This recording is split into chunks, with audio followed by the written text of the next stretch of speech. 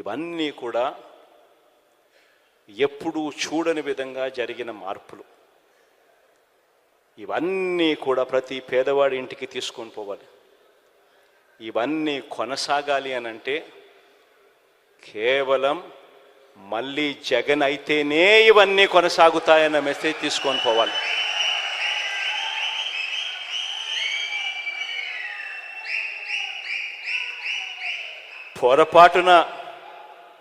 పొరపాటున మనం జగన్కి కానీ వైఎస్ఆర్ కాంగ్రెస్ పార్టీకి కానీ ఓటు వేయకపోతే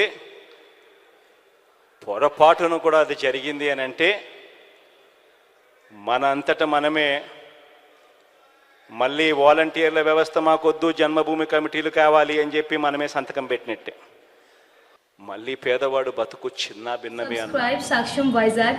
Watch, like, share and comment. Thank you.